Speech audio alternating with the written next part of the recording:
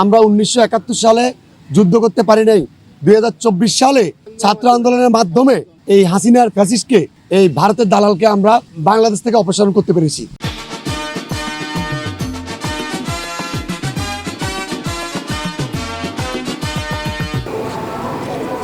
16 December মহান বিজয় দিবস। সারা দেশের যথাযোগ্য মর্যাদা ও উৎসাহ উদ্দীপনায় দিনটি উদযাপন করা হয়েছে। মহান মুক্তিযুদ্ধের বীরদের প্রতি গভীর শ্রদ্ধা ও ভালোবাসা নিবেদন করেছে জাতি। ফুলে ফুলে ভরে উঠেছে দেশের সবগুলো শহীদ স্মৃতিস্তম্ভ। তারই ধারাবাহিকতায় মহান বিজয় দিবস উপলক্ষে চট্টগ্রাম বন্দরে তরুণ শ্রমিক নেতা আনোয়ার আজিম রাসেলের নেতৃত্বে বিজয় র্যালি অনুষ্ঠিত হয়।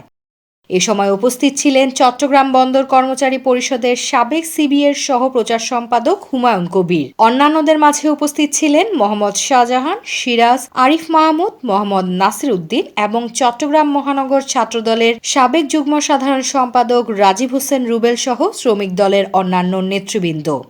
র্যালি শেষে শহীদদের প্রতি শ্রদ্ধা নিবেদন করে আনোয়ার আজিম রাসেল সহ দলীয় নেতাকর্মীরা।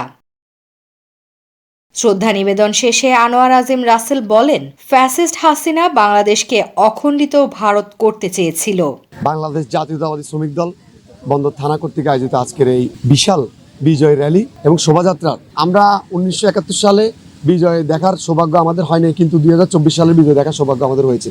আপনারা দেখেছেন এই ফ্যাসিস্ট হাসিনা কিভাবে পালিয়ে যেতে হয়েছে।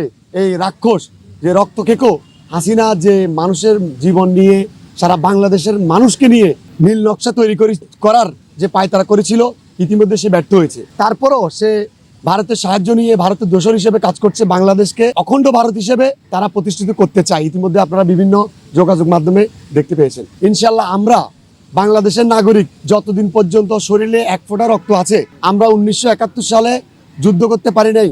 2024 সালে ছাত্র আন্দোলনের মাধ্যমে এই হাসিনার ফ্যাসিস্টকে, এই ভারতের দালালকে আমরা বাংলাদেশ থেকে অপসারণ করতে পেরেছি। আমরা 24 সালে যে বিজয়টা পেয়েছি, আসলে এটা আনন্দের বাংলাদেশের ইতিহাসে স্বর্ণাক্ষরে এটা লেখা থাকবে।